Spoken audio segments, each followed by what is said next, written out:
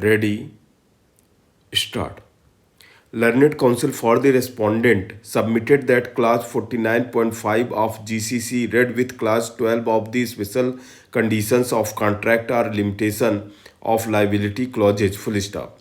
These clauses are not in conflict with either section 23 or section 28 of the Contract Act full stop. He submitted that if clause 49.5 of GCC and clause 12 of SCC are read together, it is apparent that in case of delay or fault on the part of the employer, a reasonable extension of time can be granted and payment of price variation as per the formula agreed between the parties in the contract itself can be made full stop. Learned counsel submitted that this court has consistently upheld the enforceability of limitation of liability clauses full stop.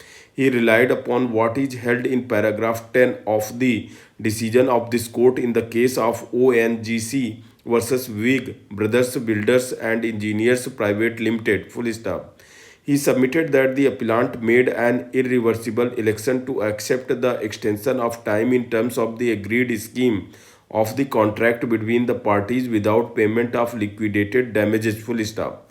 Therefore, the appellant is not entitled to make any additional claim for compensation and slash or damages beyond the stipulations in the contract and contrary to the express prohibition in clause 49.5 of GCC full stop. He pointed out the letters addressed by the respondent by which initially liquidated damages slash penalty were imposed on the appellant for the delay full stop. However, on the request made by the appellant, the respondent granted an extension of time by waiving liquidated damages full stop. Therefore, the appellant made an irreversible election to accept an extension of time under clause 49.5 of GCC full stop. He relied upon three letters addressed by the appellant in which the appellant agreed not to make any claim other than escalation against the respondent because of the delay on the part of the respondent for which an extension of time has been sought full stop. He pointed out that the claim for damages was raised 2 years after the date of the last extension full stop. Learned counsel would, thus, submit that the appellant has lost its right to challenge clause 49.5 and therefore, no interference is called for with the impugned judgment full stop. Initially, by a letter dated 11th February, 2013, the respondent had imposed a penalty on the appellant for slippage of milestones and non-deployment of engineers full stop. On 19th June, 2013, a letter was addressed by the appellant to the respondent in respect of LC-108 seeking an extension of time of 264 days as there were delays on the part of the respondent full stop.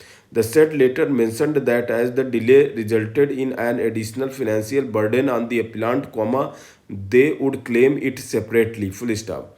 Similar separate letters in respect of LC-228 and LC-89 were addressed by the appellant on 30th August, 2013 full stop. In the said three letters, the appellant invoked clause 49 of GCC for grant of extension of time full stop. Subclause number 5 of clause 49 is the only subclause in clause 49 which provides for extension of time on account of delay due to the respondent full stop. No other submission made by the appellant has been noted in the impugned judgment full stop. The learned single judge firstly held that on the plain reading of clause 49.5 of the GCC, the claims made by the appellant before the arbitrator were barred full stop. Learned single judge held that having accepted the stipulation in clause 49.5, the appellant could not have contended otherwise full stop. Now, we turn to the impugned judgment of the division bench full stop. The first contention raised by the appellant was that all 15 monetary claims could not have been summarily rejected by the arbitral tribunal full stop.